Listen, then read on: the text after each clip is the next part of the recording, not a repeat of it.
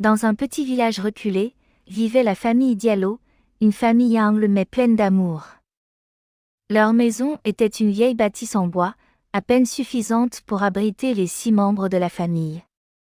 Le père, Moussa, travaillait comme ouvrier, et la mère, Awa, vendait des beignets au marché pour compléter le revenu familial.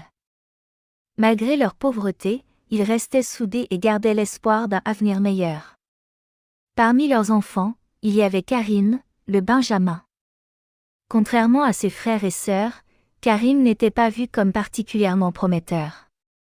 Ses voisins le surnommaient « le rêveur », car il passait son temps à griffonner des idées et des inventions au lieu d'aider aux tâches quotidiennes. Son père, pragmatique, lui répétait souvent « rêver ne remplit pas l'assiette ».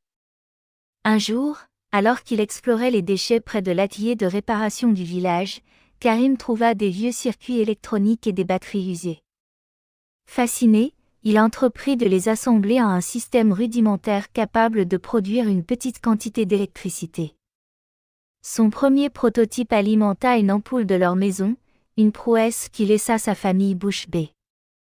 Convaincu qu'il pouvait faire plus, Karim passa des mois à perfectionner son invention, malgré les moqueries et l'indifférence générale.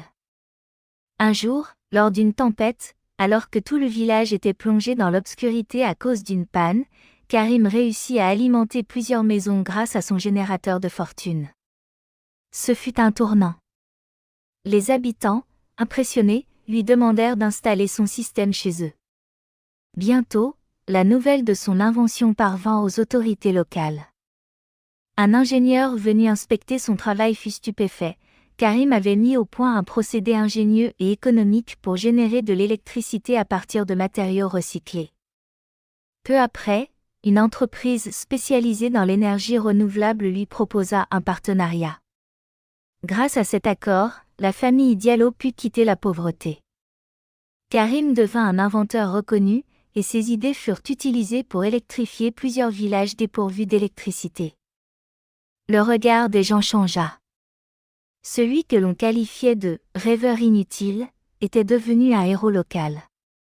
Son père, jadis sceptique, déclara avec fierté « Les rêves ne remplissent pas seulement l'assiette, ils illuminent aussi le monde ». Aujourd'hui, la famille Diallo vit dans le confort, mais n'a jamais oublié d'où elle venait.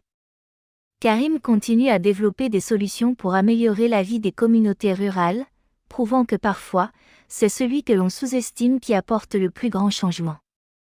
La morale de cette histoire est qu'il ne faut jamais sous-estimer le potentiel d'une personne.